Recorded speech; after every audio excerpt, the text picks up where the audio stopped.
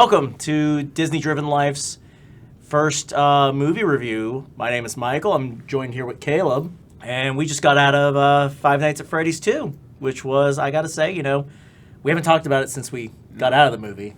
We did not want to talk about it until we got here. Yeah. I was like, just shut up. We'll get here. We're gonna talk about it. So I gotta say, I think it was better than the first one. I agree.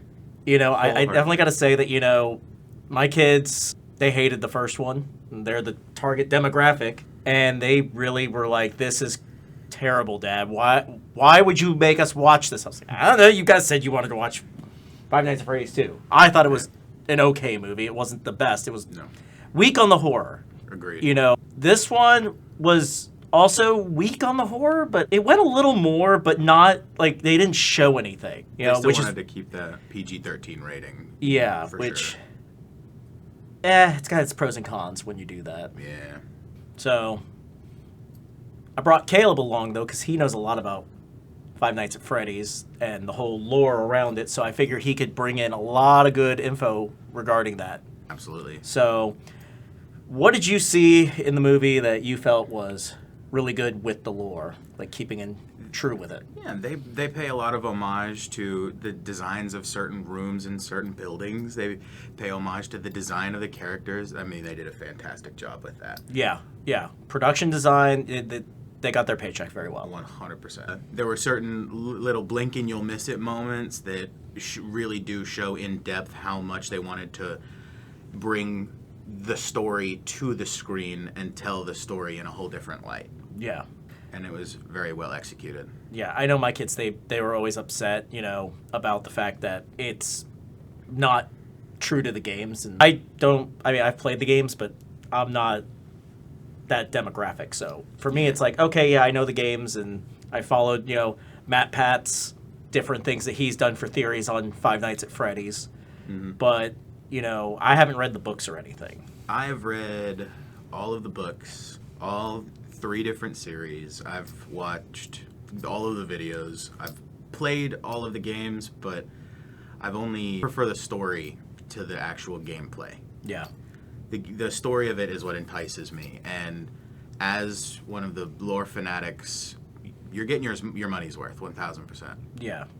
I can just talk about it as, we can both talk about it as filmmakers, because absolutely. And then also, you get to talk about it from the lore side of it. Mm-hmm. But, I got to say that it was really well shot. Yes. Like, it didn't feel like a student film like the first one did. Yeah. There was one specific shot that I fell in love with. They shoot somebody entering a house through a mirror, and they zoom out of it to see that you're seeing the reflection of this person walking into a doorway. Yeah. And that I was enamored. I fell in love. That was the one that made me like, I love this. Yeah. Absolutely loved it. Yeah. I really liked, with my background with visual effects and everything, mm-hmm. They actually did a good job not, like, really relying heavily on a lot of heavy VFX work. Mm-hmm. I was very happy to see Jim Henson. The Creature Shop was actually, on there for the suits. Yeah. The marionette, though, was interesting. Yes. Like, I kind of felt like there was a little bit of cheese with how they did it. Mm-hmm. Yeah. But, no, the marionette, though, was really odd. Like, it was weird. Like, I just know the puppet. Even through the lore perspective of it, it is still... I would have never assumed that they would have gone down the route that they went. Yeah. Knowing the lore, I know what they did is possible based on one of the games, but I would have never imagined that that's the way they went. Yeah. It was out of left field, but they did a very good job executing that. Yeah. I love the character design. Whenever certain characters are on screen. Yeah. It's very well, just chef's kiss. Yes. I did like and appreciate that they actually had gameplay in there. Yes. You didn't really get that I don't think, did they have that in the first movie? In the very early stages. Yeah, because before you fully find out what's happening. Right, yeah. Because I was like, when Mike has to sit there and he's like, there's no door? Yes. Because that's in the second game. Yes. Yeah. That is my takeaway quote. What kind of idiot built this building? It's my takeaway quote from this movie. Without spoilers, what was your favorite part? So what I want you to do is I want you to put a big old long black bar across my mouth and bleep. No, I'm kidding. My favorite moment, without spoilers, I think is the way they continued Abby's story. Because her character development between the first and second movie is really well done. Yeah. Yeah, I agree. They actually did something with the girl this time around. She wasn't just there just to be there. You know, I honestly felt like in the first movie they had her there just because they wanted to hit the demographic. It was more casting for that than actually casting a character for that sake. Yeah. She was worthless in the first movie. I agree. And this movie, she actually had purpose. The depth was there. What a shocker. Oh my goodness. Give your character purpose and people will like them. Oh yeah, she was very, very good. Yeah. There was a lot of foreshadowing in this movie for like they would set things up really well. Even if it was like just like a 2-minute later shot, the setup for it was really well done, you know. Yeah. Especially with the reveal for the marionette. Oh yeah. But I was very confused with that. Like I thought the puppet was supposed to be good. The lore aspect of that ties to the 6th, I believe. That's why I wasn't expecting what they did with that character. Yeah. However, I will say one of my favorite just shots was when they're on the stage at the very, very beginning and the trap door opens. Yes. And the puppet comes up. And the way that is shot is just fantastic. Yes. Oh God, what movie did that remind me of? Like kind of just like that rising shot, like holding someone. I'm not sure. Yeah, I can't recall, but it, you know, the movie started off though with basically, you know, this girl seeing, you know, Springtrap. Yeah. And going after him. Yeah. And I mean, that was confusing for me at the start because that does deviate from the story that I know. Yeah.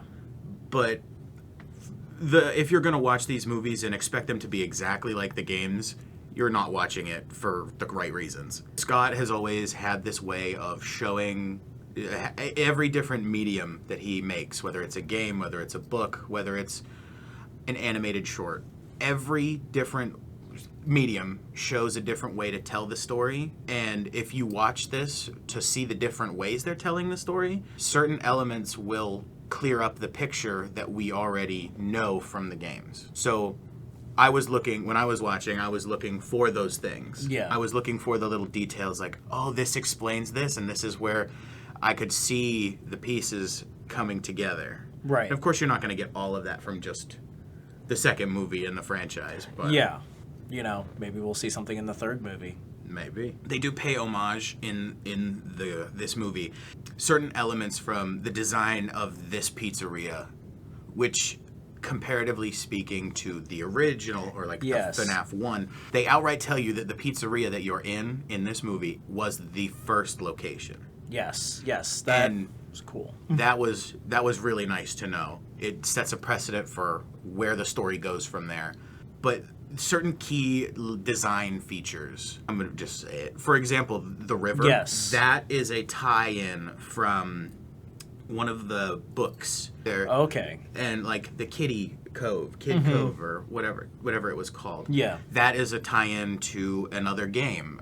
That was a tie-in from Security Breach, where they had this just area that they were tying it back to a reason why it came back. Okay. I love those little details. One of the things that caught my eye, and I'm going to, whenever we finish this and I go home, I'm going to be laying in bed scrolling through all of the trailers and whatnot.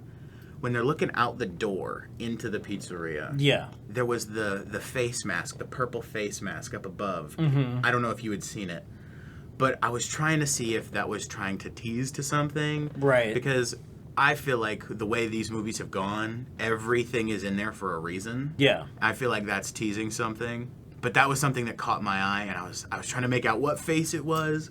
Just little things like that. I'm trying to think. The little puppets were cool. Yeah. I love that. Yeah, the little marionettes. I think in the game, I think they call them Mariones. Mariones, okay. But those are fantastic. One of the things I wish we could have seen more of was certain animatronics moving more. Yeah. The movie was very focused on a certain few of animatronics, and you could tell which one got favoritism. But I wish we could have seen more movement from another one of the toy animatronics. Yeah. I'm beating around the bush. It was, other than that, the toy designs are great. Yeah. I cannot stress that enough. The designs on the animatronics, it is so surreal how good they look. Yeah. Whenever I saw, right after the first movie had released, like not even 2 weeks later, Scott had posted a image, and you can find this online. Yeah. You can throw it up. It's like the head mold that they made for Toy Chica. And it was the indent, like the infill mold for like what they were going to make. And I could tell off of the detail on that alone, it was going to be good. Yeah. They had stepped up their game. They really did. Yeah. No, like, I mean, like we said earlier with production design and everything, I mean, I feel like the first movie, they just kind of threw it out there. This one, they actually focused on like, oh, let's actually build out something. Yeah. You know, I feel like the first one was kind of like, oh, you know, if we can make something that's somewhat okay, you know, and it does well, then we can actually focus on the second one. I will strongly agree with that. The one thing that I will say is that in the first one, they did a very good job of molding the heads for the characters. Yes. And the bodies were just, let's get it as close as we can. And if we can't, yeah, that's what it felt. But they stepped up the production design tenfold. Yeah, I got to say that, you know, I recognized more characters as they with this movie because they actually like had Michael in it. Yeah. Once I had seen him, I had smiled. I was like, oh my gosh, we're getting bigger and bigger pieces to this puzzle that they're trying to tell us. It's kind of funny with Michael. It's the guy from Road Trip. Yeah.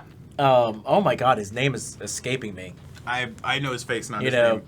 That guy. But he looked like discount Jim Carrey. Yeah. Like Dumb and Dumber Jim Carrey. Yeah. Or like, you know, not Cable Guy, but like his face, like he's aged and he's starting to look more like Jim Carrey. Yeah. I noticed, which was kind of funny. I was like, yeah, they couldn't get Jim Carrey, but they got close enough. Yeah. know? I definitely, as somebody who knows the story, once I saw his face, I knew what they were going for. Yeah. I knew the path that they were trying to go down. And one of the things I was taught when I was going through film school was most movies will try and tell you the entire plot in the first 5 minutes. So I overanalyze the first 5 minutes, and then I turn off my brain and pick up the pieces as we're going to see if I can, because my ADHD just goes, and I want to predict everything before it happens. Yeah. I mean, I kind of did this. Like, there was a lot I was predicting by, like, just from the beginning of the movie. Mm-hmm. You know, they definitely don't, like, if you pay attention, you figure out the whole movie in the first 5 minutes. I'm sorry to say that, but that's just what's happening. I mean, and if you know the story, you know the story as well as I do, it's easier to pick up on. It's easier to tell what's going to happen, and like the signs are there. Yeah. Like, as you said, if they set up a scene not even 2 minutes later, that setup is like, it's got like that. Oh my gosh, the phrasing is leaving me. It's like a good execution from the setup, and it's just very smooth. Yeah. No, they like Chekhov's gun. That's for sure in this movie. Holy crap. Yeah. Like, oh, like it got to the point though where like I was like, oh, so literally because they showed that means it's gonna happen with that, like the trap door and everything. Yeah.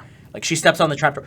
You don't need to show her feet. Oh, they're gonna show something with that. That's why. Mm-hmm. Everything, and that's one of my favorite things about the movie, that just in general, every little detail is there, and they give it to you, but you got to think a little bit, to see through it.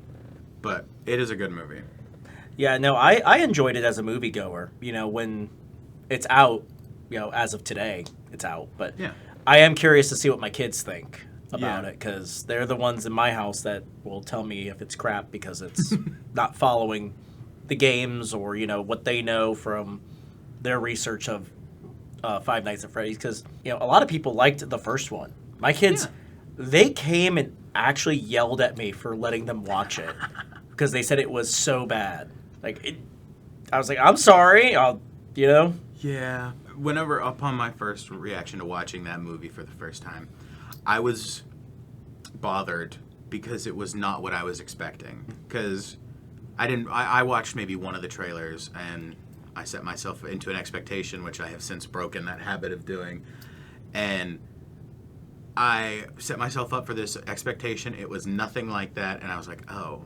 And then I went back and rewatched it whenever it came out on DVD, because I was given the DVD as a gift. I watched it. And I started to I got out a notepad and a pen, and I started writing down the details that connected to the lore. And I started to appreciate it much more for what it was. And I'm going to do the same thing whenever this one comes out on DVD or on digital. I'm going to buy it, and I'm going to go through and get out my pin board and my red string and attach everything and get the picture. You know? And I definitely am going to have fun with that. Let me ask you this. My dad does this every time we go and watch a movie. Mm-hmm. We get into the car, and he does the same thing. Oh, shut the door, sit down. So, what did you think? And he'll ask us to rate it out of 10. Mm-hmm. So what would you give it out of 10? I would probably give this one, like, the first one I gave, like, a 6 out of 10. It was just above average. Mm. I would rate this one more like an 8 out of 10. Mm-hmm. They really focused on what people said they didn't like about the first one. Mm-hmm. You know, really they actually listened. Fan service. And, yeah, they actually gave fan service more so in this movie, I feel, than the first one. Mm-hmm. Like, the first one I felt like it was pandering. This one actually felt like, oh, look at that. They're actually showing the game, and they're doing all these different things. And the story's actually focusing on characters instead of just, oh, let's just show the puppets and let's go into Dream World nonstop. You know, they only had one real dream sequence in this movie, and that was, like, almost throwaway. Like, I feel like if you cut that scene out, you don't miss anything of the movie. The only thing that I would say against that is the last line that happens in there, where she's told that he's always a part of... that's her... Yeah. That's their kid, You're always a part of him. And that line has its comeback. That's true. That does tie to the very end of the film. And I would say, like, that dream sequence is in the first... I'd say even first, like, third of the movie. And the rest of the movie is just continuation. Yeah. And build. And it's really good. Yeah.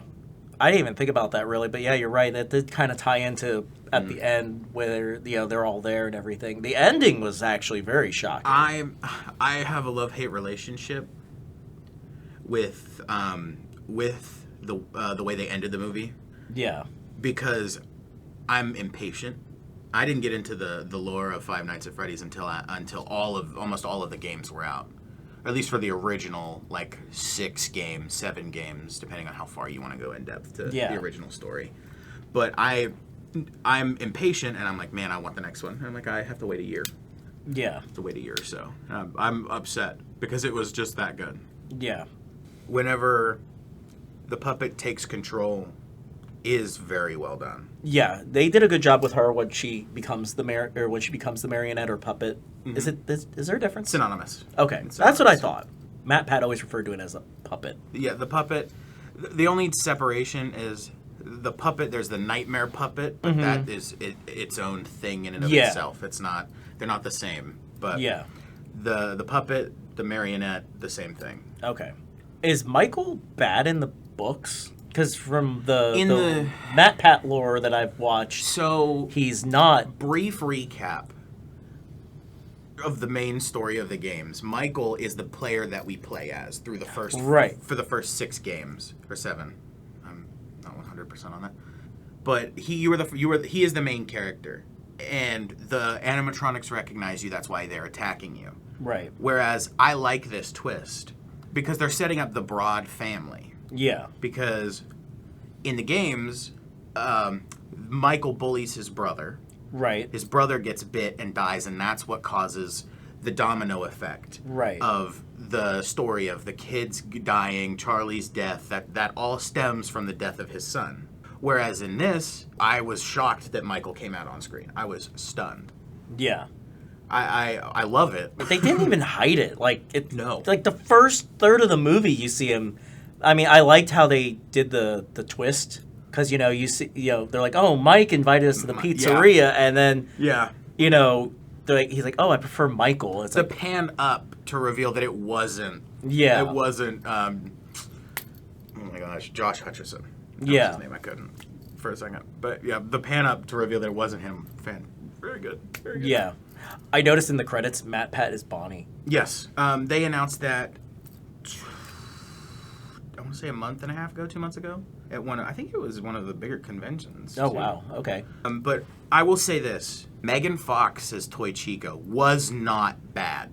And I know that people are going to be hateful about that because of her voice acting in Mortal Kombat.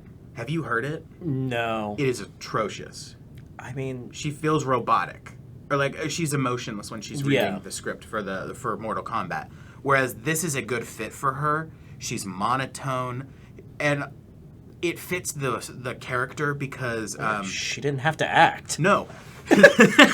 There's that. But I feel whenever they chose the vocals for her, they based it... there's a meme. One of the FNAF games that is most hated, I'd say. Well, up there at least. FNAF World. Oh, yeah. That was the last one, wasn't it? No. No? FNAF World was the one that came right before Ultimate Custom Night. Okay.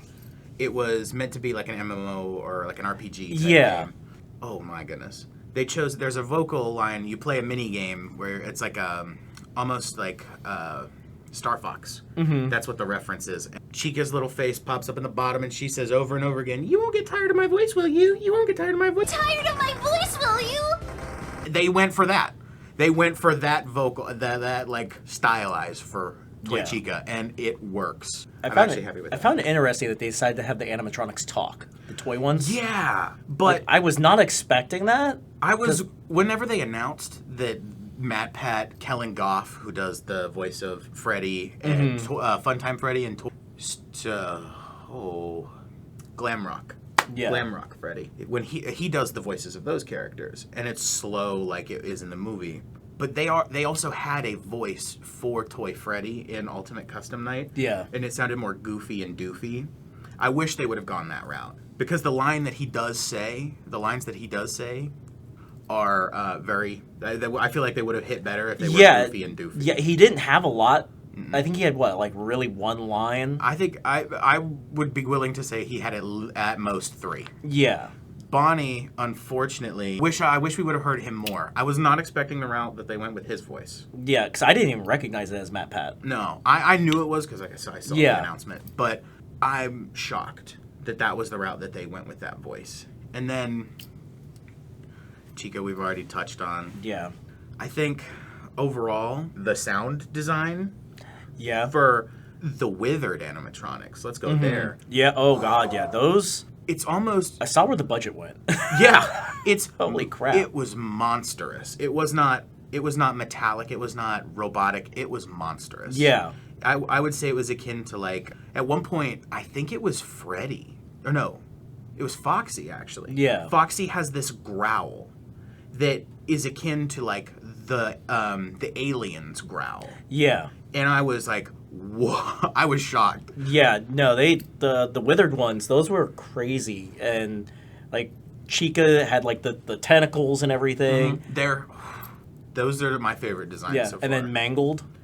Mangle was, I wish we got more screen time with Mangle. Yeah, they hit a lot. Yeah, they did. They were like, yeah, we're not going to show this one that much because it's expensive. That was the one I was beating around the bush. Yeah. Mangle is the one that I wish we got more screen time of. Yeah. I want to see it move because lore-wise, Mangle is a dog. Yeah. Mangle is rumored to be, or theorized to be, a dog. Oh, okay. The dead dog of, if I'm not mistaken, Chica. The original Chica. Okay. Is her dead dog. But that might be outdated. So don't destroy me, please. Just let him know that he's wrong in the comments. It's fine. Nobody will mind. I can take a little criticism. It's fine. Yeah, it was good though. I got to say it was definitely a popcorn movie. That is for sure is a good popcorn flick. I would not say it's gonna be like, oh, I've got to watch it again and again and again. Mm-hmm. I mean, a few views, yeah, probably. Mm-hmm. You know, it was really well done, but it's not gonna be like, you know, like when I was a kid, Independence Day was like. Huge. And I mean, I personally saw that movie in the theater 27 times in the summer. Oh, wow. Yeah, my friend and I, we went every day to go watch Independence Day. That's so insane. Yeah, it got to the point where we could quote the whole movie and everything. That's funny. We could just randomly start quoting any part of the movie and we could pick up with each other. That's But, funny. Yeah, like, movies aren't, as good nowadays. This one was decent. Like, you get what you pay for the price of admission, Yeah. I would say. Yeah, 100%. My overall takeaways, I think the character development between movies is really well done. Yeah, because there's a lot of growth between the first and second one. Because how old was Abby in the first one? She's like, what, 8 or something? I thought she was 9. 9? Okay, so it's like 2 years. Yeah, there's a 2-year gap. And then the character development between movies is really well done. Overall, my favorite character in the movie, which somebody in the theater with us said exactly what I'm about to say. The little ginger-haired boy. Yes. I love that kid. Yes. Fantastic. He looked like a Weasley. He did. I didn't think about that until just now. Another Weasley! The characters, the actors for the new characters in the movies. Oh gosh, I can't remember her last name, but McKenna, the blonde girl who was like with the ghost hunters, paranormal. She got her start in Disney. Okay. She was in Young Sheldon. Really good actress. I was not expecting her to have such a big role. Yeah. Well, it was big and it wasn't at the same time. Yes. Like, what's funny is, like, I thought she was, with how they were setting it up at first, I thought it was Vanessa. I did too. Because I was like, oh, she dyed her hair blonde and she's trying to figure out what happened. Because they kind of went too fast on the newspaper clippings for me. So I was trying to read them during the opening credits. Yes. And I was trying to figure out if she lived or if it was that she died. Like, Yeah, it was rough. yeah. I think my biggest qualm with the movie, specifically since you brought it up, I think Charlie's death is my biggest qualm. Because in the games, which they have a parallel, is that Charlie's death is because people neglected her and she had nobody to protect her. Right. And it parallels to the movie really well. But her death, it's not screen accurate or like game accurate for me, and that kind of throws me off. But in the games, the puppet was designed to protect her. Right. And in the movie, that doesn't happen. No, it's the exact opposite. That's why I was like, I don't know how people are going to like that change. The whole reason why those animatronics exist is because of agony, and agony is a pent-up rage upon death. Yeah. Some lore knowledge, I guess. But really well executed. Yeah. That's the way that those animatronics, specifically the toys and the prototypes, Yeah. the withered animatronics, really, I love that element. It's very, very good. Yeah. But I also, it was kind of odd with the lore drop of like, oh, the puppet or the animatronics can't leave. Unless they put in this specific passcode that only Vanessa knew somehow. Yeah. That was off for me. Terrible MacGuffin. Terrible MacGuffin. Yeah. Oh, we got to get the passcode so we can, you got to give it to her so that way she can type it in and then the animatronics can leave. I'm like, and then you see the other animatronics at his house, which then die just conveniently after they've done their deed. Yeah. And I was just like, oh, okay, I guess. Well, I thought it was a unique touch to have Mike go back to the first place and call out for help. Yes. That was interesting. I thought that was very. I thought that was definitely something. Yeah. Which I was confused because he was like, oh, there's pieces of them everywhere, but then they're just like... Because upon thinking back on it, I was thinking about why they were still there. Yeah. Before we had seen that they would return. At the end of the movie, they pull Afton back into the extra room, and then they shut the doors. Yeah. And then that's it. So I was thinking, why are they there? And if they are, it's been 2 years. They look just about the same as they did before. Yeah. And looking back and seeing them side by side with the toys, they look so much more clunky. Yeah. Which, like, side by side comparison of, like, just a PNG from the games, the toys were meant to be more clunky. Right. But they still had that sleek design. I will say, it is kind of goofy to see the toys walk around. Yeah. Because in the games, they're mesh. They can move. They can, because it's not an actual solid. But in the movie, they're very clunky. And I thought that was funny to watch them walk around. Yeah. Also, I was not a fan, like, just nitpick here, but the whole robotics thing. Okay. What a douchey teacher. Not even that. Just, you didn't grow up in the 90s. No, I did not. We did not have robotics like that in the 90s. That was like robotics, like your kids' elementary school robotics. You know, if you're watching this and you're in school, you know how your robotics class is, you know, and everything. Yeah, no, well, one kid had a freaking like claw clamp. Yeah, and like I'm looking at this stuff and I'm just like, where the hell are they getting the? Well, this movie takes place in the early 2000s. The FNAF 1 takes place in, I believe, 2005. So this would be 2007, was this movie. See, I could swear it's set to be the 90s. I mean... Because... I thought it was like mid-90s. 82 was when Charlie died. Right. And 20 years later, Vanessa wakes up from the bad dream. Right. So we're not even at 2007, we're at 2002. Yeah. So it was late 90s when the first, or early 2000s, late 90s in the first, and then the second one's 2002. Okay. So still, it's, Even I don't think still, it would be that No, high it level. wasn't. Like, it wasn't. Think, this kid had think power loader from Aliens almost. Yeah. Like that level of clamp. Yeah. Robot arm clamp. Like, I And thought then- that was interesting. Yeah, and then you got Abby with, you know, the erector set trying to recreate... The little green battery holder and like Yeah. duct tape, and then she comes out with this clearly like blown plastic chica to show up. Where the hell did she... You couldn't do... Like, The animatronics were able to build that I want to know where, like, if there was a place that did that back then where you could just get, like, you know, molded plastic overnight. There was no way they had the machinery for that. No. Especially in the 80s where that place originated from. Yeah. It's been abandoned since. Wild call. And during that time, I mean, all our plastics were getting manufactured in China and everything. So it was like, it made no sense. Yeah. I watched that part and I was like, this is dumb. This is so stupid. I think the only, like... I don't think it's going to get anything from the Oscars. No. You know, Maybe I think if it's anything, it's not going to be anything acting or no, it'll be like production. Yeah, specifically. I think production design. If anything, it would go for that. I would be like, okay, yeah, they did a good job. You know. Then we can do like I do for because you know there's two different Suicide Squad movies. Yeah.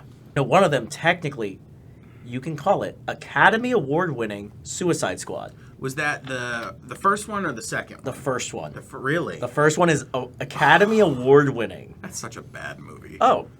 But it has an Academy Award. That's a joke. I want to say it was for Best Makeup for Killer Croc.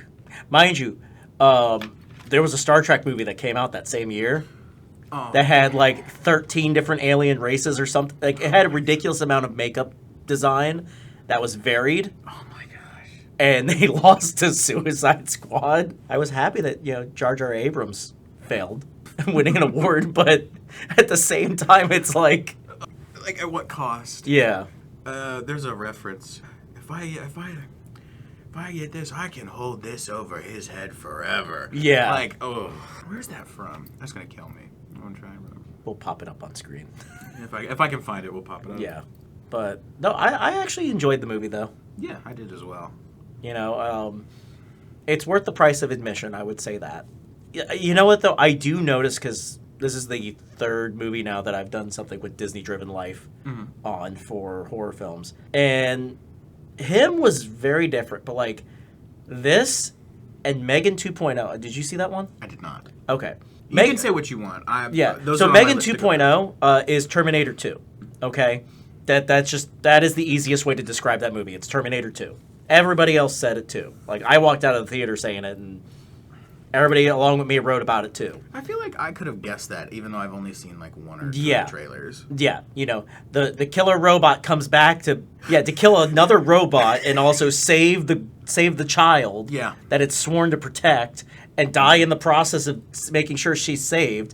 Yeah, it's Terminator 2. Him was really interesting, but I know it's like the PG-13 movies, they're leaning so heavily into making sure it's kid friendly. I feel like it's almost losing something of its like PG-13ness. Yeah. This would have been a PG movie back in the 80s Yeah. for this one. As someone who's never been around in the 80s. Yeah. Yeah. I could see that. Yeah. I definitely think a lot of movie stuff has gone, when it comes to rating wise, has gone downhill. Yeah. Or like at least age rating wise. Yeah. Because I mean, I feel like there could have been so much more to that. To this Well, movie. there were 4 deaths. I counted. You counted? Oh. Yeah. There's the first 3 at the beginning. The spooky. We'll give a. We got Uppies. We got the Water Boy, and then we got what's in the box. Yeah. Yeah. Yeah. That's accurate. Yeah. And then we got Al's Toy Barn. Yeah. And that was it. Yeah. I will say I think that's the same amount of deaths as the first one. the most. No, I think there was one more. So there's less deaths in this movie. 0 out of 10. I think the most gruesome death in this movie was the very first one too. Yeah. Uppies got torn to shreds. Yeah. And you actually you don't see the body parts, but you see the body parts because they got his little camera sitting there and you kind of see on his little viewfinder. And then dude that got dragged underwater, it just red mist. Yeah, I love it how it was instant too. Yeah. Like immediate down red. That It was like piranhas, like Yeah. how they always show piranhas in movies. Mm-hmm. And I was just like, oh, okay, he's gone. And then the girl, who I thought was Vanessa, which turned out it wasn't. Yeah. I was expecting her to be like, oh, the puppet is safe, or like something was going to happen with her and the puppet, and then Yeah, I was not expecting that twist. No, I wasn't. I don't. I think they're the two of the funniest lines in this film come down to the guy who got dragged underwater. Yeah. Saying, "Who the hell brings their kids to this place?" Yeah. Or something to that effect. That was funny. And then, what kind of idiot built this place? Or the building comment. Yeah. And I feel like those two overall, the puppet. I love the way the puppet looks. I would be intimidated. Yeah. I want to know how tall that actual puppet was. Yeah. Because that was... They did a good job of portraying, in the games, the original puppet's hands are just like a little cone. Yeah. And then as it moves, it expands into like these finger tentacle tendril things. Mm-hmm. And they did a really good job in several scenes showing that. I will say that too, when the puppet would possess people, that was creepy. Yes. Like they actually made it look creepy. Yes.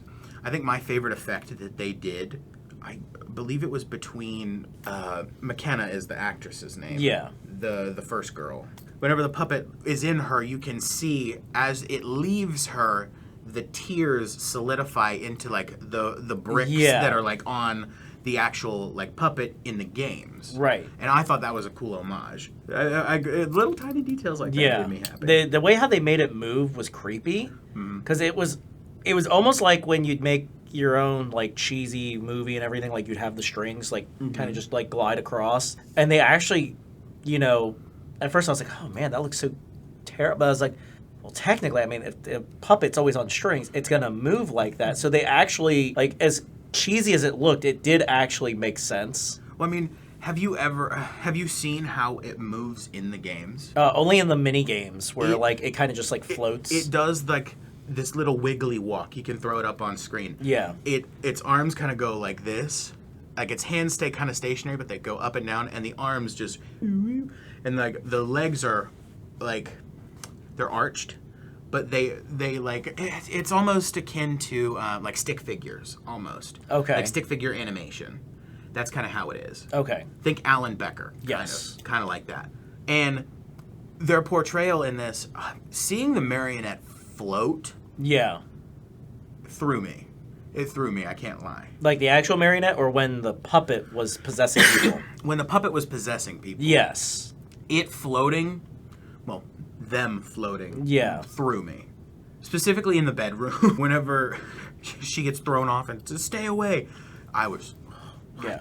I will say that, I feel like they really focused heavily on the faces of the people that got possessed more so than the actual, like, rest of the film at times. Yeah. Because I was like, when they would show the puppet possessing people, like, the face actually was terrifying. Like, I was like, oh, damn, that's gonna scare that's gonna leave someone's kid up late at night. Little Timmy's not gonna go to bed tonight, is he? No. There are a lot of... I realized whenever I had asked you how you would rate it, Yeah. I never gave mine. No, you didn't. I am a very harsh critic because going through, I don't believe I have seen the perfect movie yet. I don't believe so. So I don't ever give anything a 10 out of 10. So when I was going through thinking about this, I leveled the pros and cons, the pluses, the minuses, what I liked, what I didn't like, and I was right around where you said. You said an 8, I said an 8.5. Yeah. Yeah, because it's good. Like, it's not worthy enough to, and because it's not something I'm just gonna like just turn on just to watch. Yeah. Like, if it's the only thing on and I've got chores to do, I'm gonna leave the TV on with that on, and as I'm vacuuming, I'll go like, actually, like, the more I think about it, like, I would watch an 8 out of 10 movie over and over again. Yeah. So I think I'm actually going to lower my rating. That's but fair. I'm also going to lower the original's rating. Yeah. So I think it's going to be like a 4 for the first one, and then this one's like a 6. Don't get me wrong, it's great. Like, the initial watch, that's why it was said like originally like an 8. But honestly, like, I give it a 6 out of 10 for like repeatability's sake. Like, your initial watch, it's like, oh, that was really good. Yeah, I'm glad I watched it. And then it just goes off to sit on a server somewhere and just collect dust. Yeah, I would say this overall when it comes to the way I rate my things. Yeah, I can't watch the same movie more than once in a month. Yeah, I can't. I just like right now. Me and my partner were watching all of the Marvel movies because she had never seen them. Okay. And I went and I had just watched them like before we started. I had watched them like 2 weeks before. I'm like, we gotta wait like 2 more weeks. She's like, why? And I'm like, I can't watch these movies so close together. Yeah. Because I'm gonna get bored, and I'm gonna want to do other things. And so with this, I would say it falls into that same category. I wouldn't want to watch this one again within the next month. Yeah. Even though I am going to go see it again in 2 weeks. But that's because you met prior. Yeah. This was a very pop-up thing for me. Yeah. Yeah, I called you last night and was like, hey, you want to be my plus one? I was stunned. But yeah. Hats off to Scott for this. Yes. I always try and think outside the box when watching or reading or playing any of the games and see, because we have the general puzzle pieces, and Scott has always said that anytime he makes something new, he will include details to correct the way you think about what's there, because he sees everything. Yeah. He knows what's right. And so to see all these different elements, like, it was, I don't know if it was fully confirmed, so I'm speculating here. Again, rant and rave about it in the comments. More engagement. But it was speculated that the second pizzeria, which is the one in this movie, was the original pizzeria because of all the events that take place. And this movie tells you that outright. That was the first pizzeria. And so that's like a new, like, solid stone that you can put into the lore tablet. Yeah. And that's what I love about these. So Scott is giving me engagement, or like entertainment, that's the word. Yeah. And it's going to give me entertainment and something to keep my brain active for a while. That's trying good. to see if I can nitpick all of the little details. But overall, hats off to Scott. I love the attention to the fan service. I love it. If I were to say anything, I as I wrote on the card, I'll tell you what I wrote, because I did not write anything super serious. I said, and this is, I truly stand by this, it is a great continuation to the story you have built in the movie universe. Yes. It is fantastic. Yeah, I would agree with that. You're building your world very well. Honestly, the only thing that I wish that we would have gotten more on was the aunt, because she was a very forgettable character for me. I don't remember the aunt at all. They made her so forgettable she wasn't even in this one. Exactly. But she's one of the big topics of why Five Nights at Freddy Fazbear's is still talked about. I bet you something there was a contract issue. Oh, for sure. It's a Back to the Future 2 all over again. Yeah. probably something around the lines like they couldn't get her back. So all right, we just write her out. Yeah. She went to the loony bin. I'm trying to think of other positive comments to say here. Because we've said a lot of good things. Yeah, we had good criticisms about it too. Yeah. Because it's not a perfect movie at all. No. And if you walk out of it and you're like, that was, I could definitely agree with you on that because, like I said, it's not a movie you're gonna watch over and over again. Mm. But if you like the first one, this one's gonna be even better. Yeah, 100%. I will definitely say that this is better than the first one because I didn't even really care for the first one. I'll say it again. I watched the first one going into it thinking it's going to be lore heavy, which it was, but for the wrong reasons. Yeah, I don't know. I wasn't expecting it to, the first one, I would say is a snooze fest, literally, because, how much sleeping happens in that damn movie. The amount of times he goes into the dream world.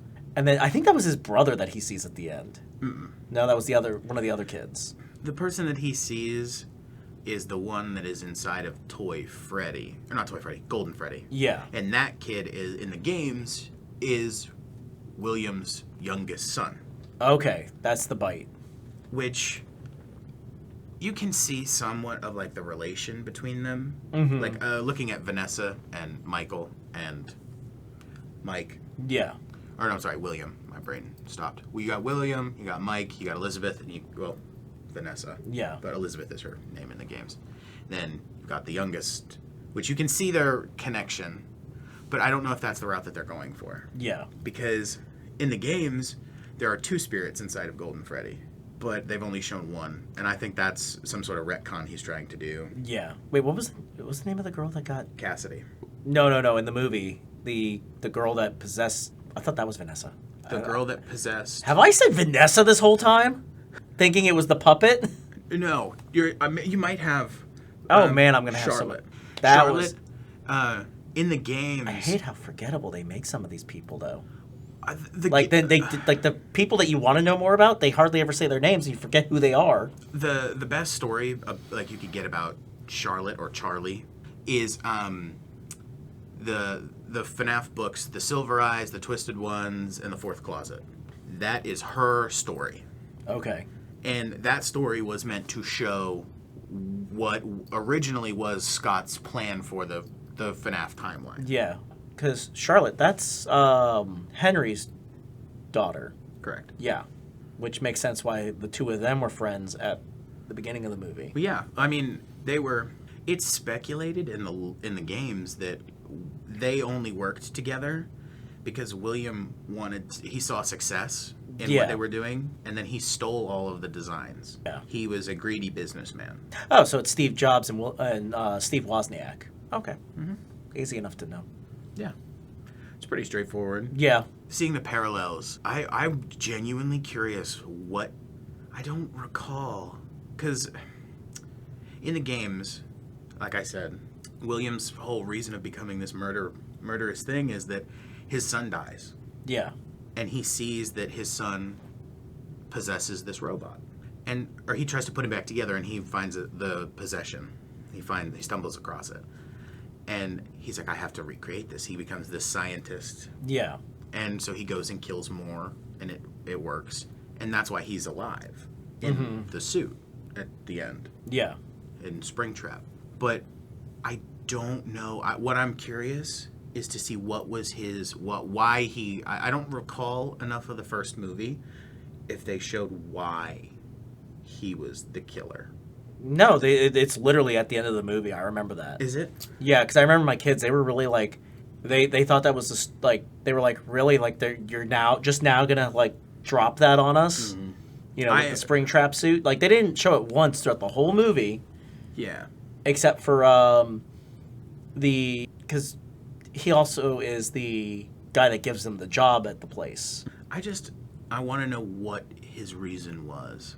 And I haven't watched the FNAF movie since they came out, because these movies are only meant to be watched once. Yeah, I want to know more. Yeah, and that's why I'm like, I gotta wait. I hate that. I hate the cliffhanger. Yeah, but it's a good shot to end on too. Yeah. Oh God. Yeah. With a close up of Vanessa's face. Yeah, and then you got to stay for the credits. Yes. There's an end credit portion. Yeah. So you literally have to stay till the end of the like the last bit of the credits. Otherwise, you'll miss that. Man, did you hear? Oh no, you didn't hear this. I love FNAF. I love the community, the people who make suits, Chef's Kiss, low budget FNAF. Dress up is one of my favorite things. There was a kid who walked in a purple long sleeve button up, paper made Bonnie ears, and his face was painted dark purple. Oh yeah, I saw him. And I had to fight every fiber in my being to not go like point and laugh. Yeah. And oh my gosh, I have much respect for the people who have no shame to do that. You know, more power to you. You wouldn't catch me dead doing that. Yeah. Yeah, I saw him when I went to go get the popcorn. He was in line. Which, let's talk about that. Forget this. We'll put this at the very beginning. When we go to get there to walk in, Yeah. the building was wrapped all the way Yeah. around. How many people would you guess was there? There was over 100. Yeah. Easy. There was easily over 100 people that came for the screening tonight, and yeah, they all didn't get in. I can tell you that right now. No, they did not. And I think we got there at the perfect time, too. Yeah, well, that's why I told you to get there. No, of course. I may know a thing or two about this. No, I trusted you. I was like, I left my house. I was like, I took the long way because I knew rush hour and I didn't want to drive on I-4. So I go the long way, and I left about 30 minutes before you said to be there. And I pulled in 5 minutes before.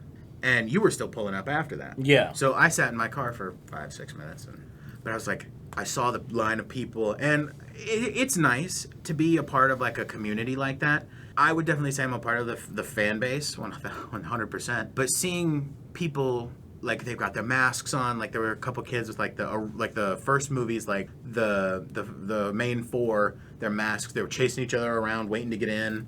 I would say the merch for this one was really good. The popcorn buckets had to be. They come out tomorrow. Really? Yeah. People bought them there. I was like, I almost did it. I almost wanted to. Yeah. But so nice. I'm gonna have to go back probably. Yeah. I think I don't know which one I like more. The stage because it has lights, but then also the Toy Freddy one has lights. I don't know. Yeah. Those popcorn bucket connoisseurs Oh my gosh. will like this one, I think. Oh, for sure. Dune still takes the cake. As a major Dune fan, I don't know. I think the Deadpool one. there's a comic book shop in the area. I've told you about it. Yeah. We were walking through and they had a bunch of the Deadpool and Wolverine buckets, and they had it. Yeah. And I'm like, man, I'm not spending $80 on that. They're charging $80. Yeah. It was still in the bag too, so it was like they just bought it and then resold it. I'm like, you wouldn't catch me dead. When did popcorn buckets suddenly become like this huge thing? Like we got to collect them all. I think it was after Dune, honestly, because Dune was the big one that I remember. But like I know popcorn buckets have always been a thing. Yeah. Like, and now they make 8 per movie. Yeah, like I remember, like I mean, this one has Avatar on it. See, I remember the big popcorn buckets that I remember growing up. Keep in mind, I'm an early 2000s kid. Was the tin ones. Yeah. With like, and they were like pressed. And those were nice. So they had like, they were holographic, and they had like indents and like extrusions, so you could see like the cool pop outs. That was cool. And then I honestly think Dune was where it went crazy. Yeah. Because then there was Dune, and then there was the Deadpool and Wolverine, and then I will say the Fantastic Four had some crazy ones. Oh, the Galactus head? The Galactus head is really cool. Yeah. I actually saw it in person, and I wanted to buy it, but I wanted the Herbie one. Yeah. Herbie I was kind of worried that the Galactus one was going to hold like barely any popcorn. And I remember because I showed it to my wife and she was like, yeah, you're probably not, but apparently that thing's completely hollow inside. Yeah. And it's about, if I'm not mistaken, it's about like the same, at least like diameter as the bottom circle in that bucket, but it's just vertical and it's huge. It's deep. Like you could go. It looks like it'd be a pain to clean though. If you were to actually use it. Forgive me for my terminology, but with that Galactus bucket, you could go elbow deep in that thing. Okay. Like going all the way. Yeah. Horrible. Put a black bar.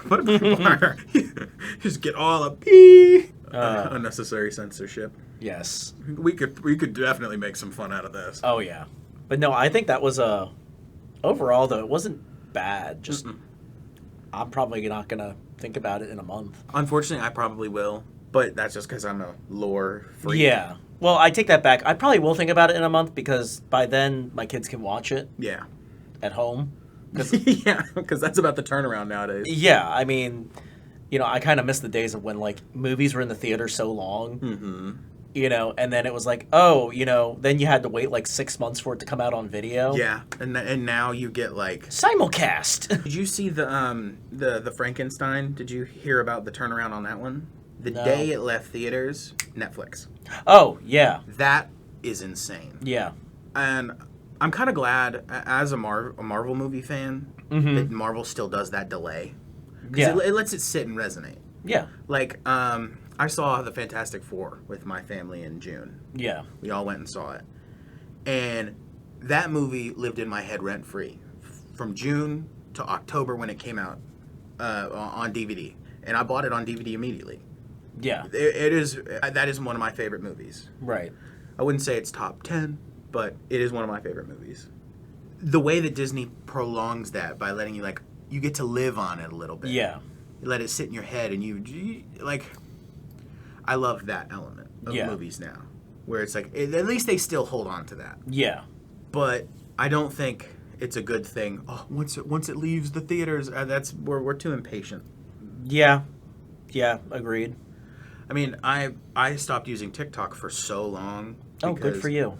I'm back on it now, unfortunately. But I with my ADHD, I have to take breaks. I have set time limits and whatnot. But it was so bad. I could play video games, have a video up on the other monitor, and have a podcast playing in my ear while talking to somebody and be fine. I had to take a huge break, and I have to limit myself because You need to go outside and touch grass. I do. Good. Not enough, but I do. Yeah, you need to go touch more grass. But overall, I think this is going to be a movie of all time. Yeah. I think Scott's going to get high praise. Yes. Oh, God, yeah. Yeah, He deserves it. I truly believe this that. is what happens, I will say this, because this is what happens when somebody has an intellectual property and they don't let Hollywood just touch it. Yeah. Because, dear God, if he had just let, Warner Brothers or... Oh, God, it would be a shit show. Well, two things about this, because this ties into FNAF. One of the biggest, most hated games in Five Nights at Freddy's is Security Breach. Yeah. Here's why. Scott had the story for the game entirely in his head. Planned out every little detail. And only gave Steel Wool, the people who bought the franchise. Yeah. But gave him... He owns it, but they make it. Yeah. He gave them bits and pieces. So the story was strewn out, but it was hidden. And it was not told very well because he only gave them tiny bits and pieces. Yeah. Whereas Steel Wool has now worked with him to get it further across, tell the story that he wants, and it feels more complete. Like Secret of the Mimic, the newest one. I played it the day it released. Fantastic. Even though it's a precursor to everything we know, fantastic. Second thing, this is kind of about the games, but also about the brand and then Funko. Did you hear that Funko might not make it to the end of 2026? Yes. Do you want to know what one of the big speculations is about that? What? People believe that something along Scott's line or Five Nights at Freddy's, they sued Funko because Secret of the Mimic was about to come out in June of this year. Funko dropped their teasers they post pictures of the things that they're making. They leaked every character that was in that game 3 months early, or a certain time frame early, so everybody kind of knew what to expect. And that was what lost Funko rights to Five Nights at Freddy's. Wow. Which I just recently learned that I from what I've read, so I could be wrong, that Funko is making deals. They're saying, hey, I bet we can make this much back if we buy you the rights to this. Yeah. We can make this much back, and they kind of go into debt on it. And they don't hit that quota at all. Yeah. And that's why they're going under. Well, the vinyl Beanie Babies, I'm not going to miss them. No. I guess a good combined score would probably be a 7. Yeah. 7.5. I'd say for the average person, average moviegoer Yeah. who isn't like us and film centric or lore centric, it's a 7. It's Yeah. not. It's one of those movies that like I said, if you're gonna watch it, you're gonna watch it maybe once, Yeah. and then if it just so happens to be on a channel, and that's the only thing on, I'd throw it on while I was doing chores or something. Yeah. Yeah, it's pretty tame for the most part. Yeah, 7. Yeah. Yeah, it's a 7 out of 10 as a combined score. Overall takeaways: good fan service, fantastic set design, 100% production peak. Yeah. Yeah, I would give 10 out of 10 to the production design team. You guys did your thing, and I appreciated it because that looked amazing. The visual effects team, you guys did great. Somebody who comes from the post world. Actually, like, the VFX that were in it were good because they weren't distracting. Most of the stuff people probably didn't even realize were VFX. Some of the stuff, obviously, like with puppet and stuff. But there was some stuff in there that, like, when you look at it, you can tell it's like, oh, they did this, little thing here or there, and you're not going to notice it as well. The things that they did visual effects-wise was believable. On-set effects were great. And, we got really good performances, though, too, out of a lot of people. Abby, she actually was... I'd say of the original 3 from like the first movie, Yeah. ranking wise, I'd say you got Abby, you got Vanessa, and you got Mike. Yeah. Not because he didn't do good, it's just because He was almost pointless in this movie. he was just there for the credit, I feel. Yeah, like, I feel like he could have been left out. Like, they kind of pushed him off to the side and made it about the girls. Yeah. Yeah, I mean, it happens in a lot of movies nowadays.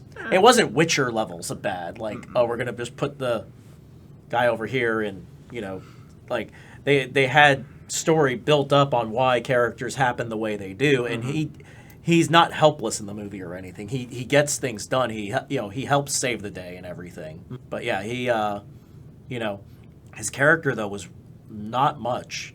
I did like the friend though. The Mike's friend that you see like Yes, just a couple times. Yes. He was great. Him very good. Very Yeah. Everybody clapped when they saw the cab driver good. Yeah. from the first movie. Unfortunate that we were missing a cameo. Yeah. Where were you on that one, buddy? Come on, Mark. Because there was even a Lisa character in this. And all I could think of was, "You're tearing me apart, Lisa!" And Mark could have said that, and it would have been great. Or they could have said that and then been like, "Oh, hi, Mark." Oh, hi, Mark. Like- I honestly... Just a little throwaway thing. He doesn't have to be, deep into the world. But I was kind of surprised and sad that he wasn't in this one. Because I know he was working on his film in the first one. Yeah. But- And then listening to his podcast that he does, they made jokes, potential nods to it, but you can never take them for serious when it comes to that podcast. It's good humor, but I unfortunately wish that he was in there, but he was not. All right. Well, I guess we're going to go ahead and wrap this up for today. Absolutely. Let us know what you think about the movie. Tell me if you think it's a better movie than what I thought. I gave it 6 out of 10 because it's just slightly above average. Yeah. Fight me on it. Also, robotics were not that great back then. I don't know where these kids are getting their robotics stuff. Yeah, let us know what you think. Subscribe to the channel. Caleb, great having you here. It's great to be here. Yes, and we will see you guys on the next one. Bye.